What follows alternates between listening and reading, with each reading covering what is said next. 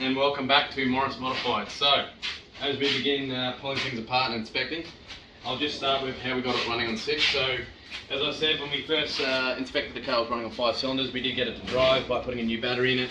Found that the alternator's not charging, as I said, and but she was misfiring. So, as I said, when I drove it, I was pretty happy with suspension. She's nice and stiff. It's actually got new coilovers. I haven't had a good check to see what brand they are or how good of an upgrade they may be, or if they're even upgraded to begin with. They may be just standard shocks, but I'll be having a look at that shortly or soon.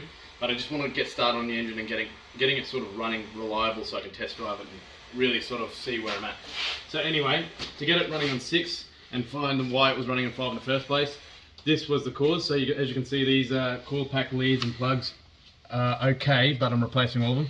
But here's our problem right here. So the actual plug for this cylinder 2 is broken and actually non-existent. It's not there at all, and it looks like a repair was done at some point. As you can see, there's some electrical tape there or whatnot. I don't know what's happened, but this was the cause of the misfire issue. He did guarantee to me, however, that this engine hasn't got compression or any issues, so we're still yet to find out. So the goal here is to replace the timing belt, because as you will see, it's crap. So this is definitely overdue, likely not done at 300,000 kilometers, so she's probably 130,000 kilometers old.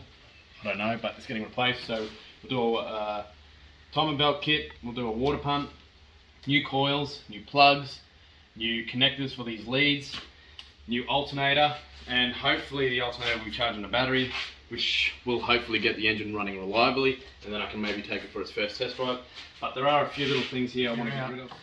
These sort of vacuum lines here are just going nowhere. So they even still got the butterfly connectors, so they look like they were supposed to go somewhere, but maybe to this pipe here, which goes underneath this vac line. I don't know, I'm supposed to figure that out. So I've got to get a manual and do some more JZ research and get myself familiar with these engines.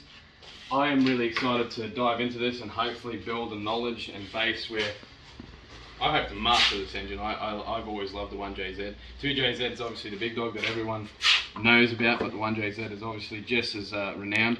Apparently these rev higher and whatnot, and we'll see. I'm just going to sort of self-teach and self-learn and throw myself into it and enjoy it as I go along. So anyway, we'll start pulling this apart. I'm going to remove the alternator now. We'll hopefully remove all these intake pipes, have a look at the turbo wheels, see if there's any planar turbochargers, see if there's any oil.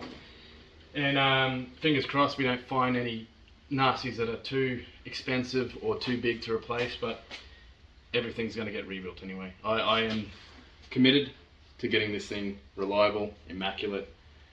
As I said, it's going to be my dream car. I'm going to build my dream car out of this thing, so I'm going to shine some light, give it some love, and hopefully she'll stay with me for a very long time.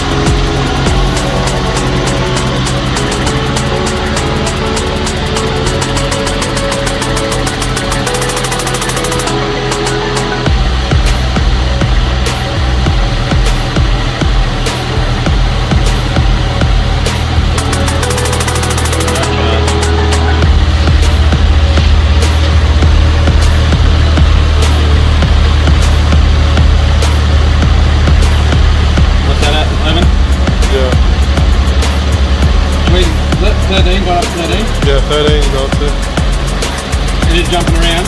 Yeah.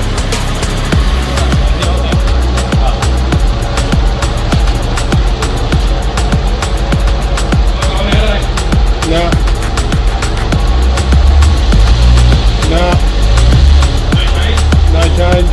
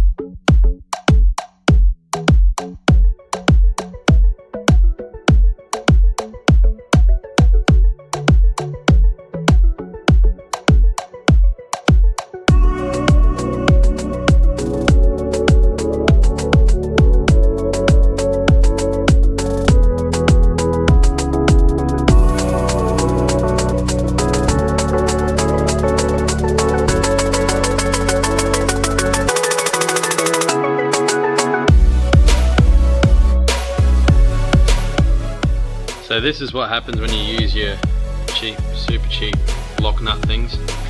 And yeah. Nah. Definitely not, right? Yeah, nah. So we got it undone though. But Bit of heat. we had to use the blowtorch and a bit of CRC and a bit of. So yeah, we're getting her off. 3 more to go. Today, Wednesday afternoon. It has been difficult trying to fit in time to work on the soarer and sort of live day-to-day life, working a 9 to 5. So late nights, it's all part of the fun, isn't it? But anyway, we finished off Monday night with lug nuts. So we're pulling this wheel off, which was an absolute nightmare. Had some cheap lug nuts on there from probably Super Cheap or something, and are pretty much just destroyed. Rattle gun was probably used on the internal hex and are just completely shocking. So anyway, new lug nuts and a special key, same sort of thing, a hex but better quality. So yeah, we'll see how these go and hopefully they do the job. But today I will be pretty much removing the entire intake side as much as possible, including this charge pipe here, the intake. I'm going to clean the K&N. I'm going to try and clean this up and probably utilise this K&N filter if it's still good on the inside. And we're going to check the turbos for play, which is what I'm really sort of eager to find out and worried about at the same time, because if they do have play, that's obviously going to be a pretty expensive sort of repair. So fingers crossed there is no play and I can get some life out of them and have a bit of fun before replacing them. I have ordered the timing belt kit, as I said, but we have also got an oil pump on the way, so we'll be doing an oil pump at the same time. There is a kit to actually modify the pump for higher horsepower, but I'm going to be just chasing for now roughly between 350 and 450 horsepower, just looking to build a nice quick street machine, get myself used to the soarer, and then later on down the track definitely see if we can chase some more after a rebuild or something like that. So anyway, let's rip this intake apart and see what we find.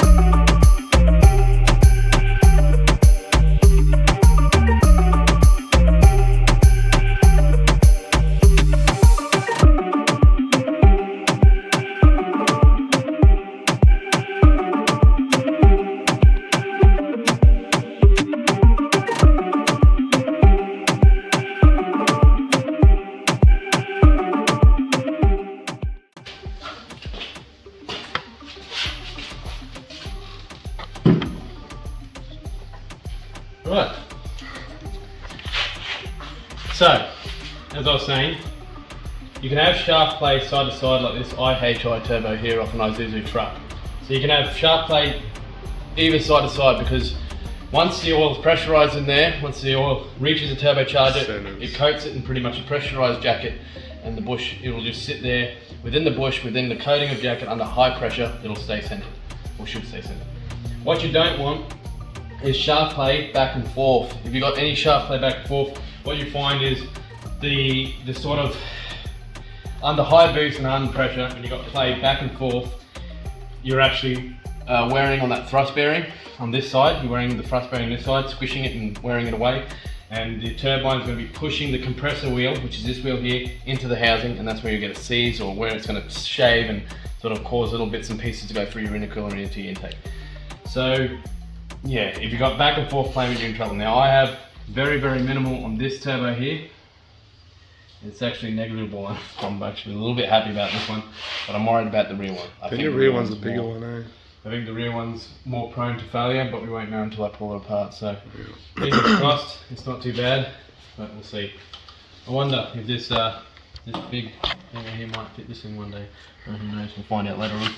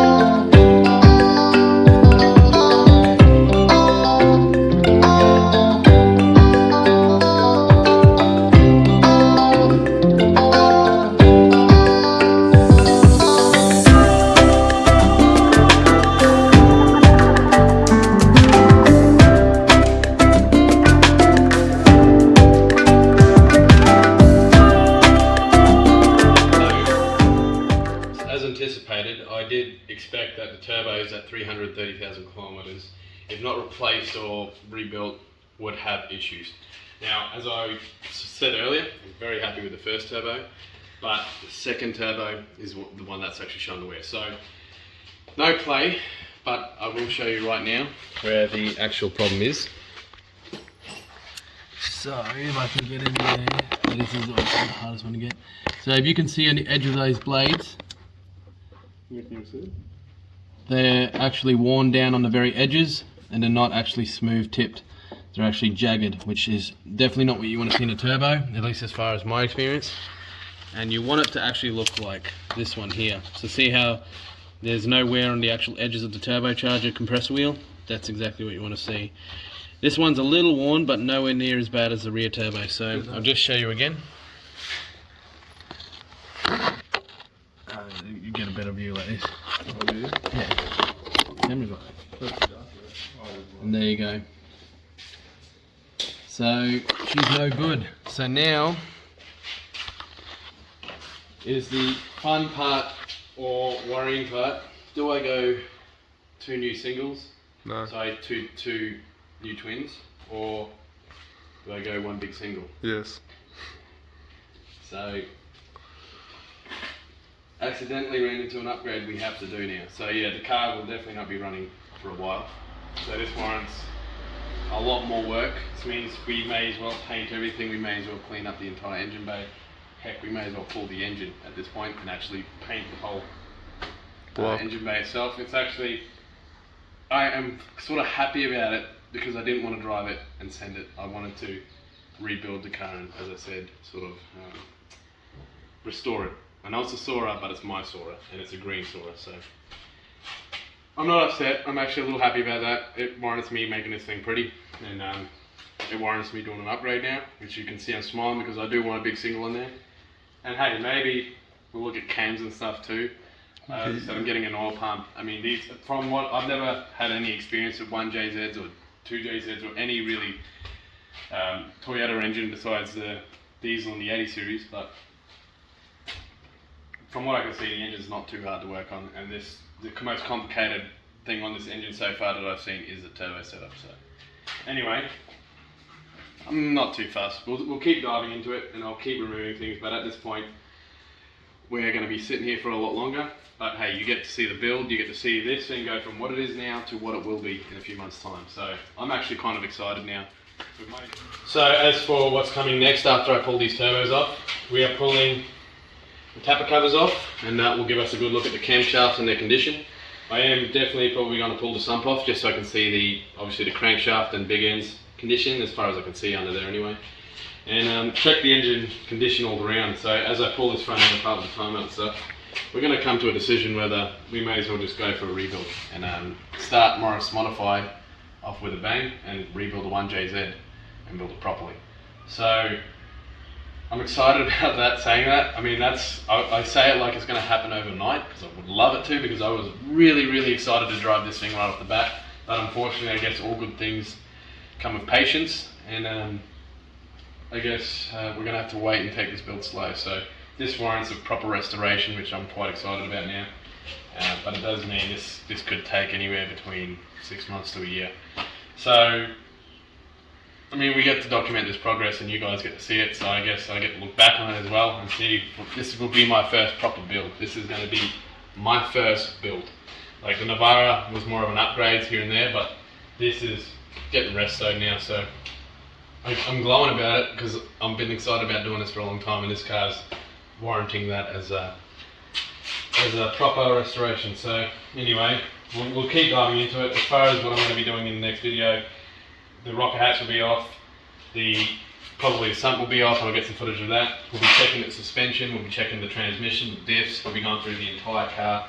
I'll be hoping to get these nice rims, which we did find out were actually quite rare and quite desirable. So these are 3-piece forging 3 rims. Didn't think much of them at first until we researched them, and now they are staying on the soarer. We are keeping them, and we're going to keep that era sort of going. It suits the car, it suits the era. I am thinking, I did want to keep it clean, but now I am thinking of Veal side body kits. They're looking quite good, so we'll see. There's a lot of time now. But yeah, anyway, we're going to keep spending and sinking some hours into this thing, and hopefully bring it back to life, and bring it back to life properly. So thanks for watching Morris Modified. Love, build and improve.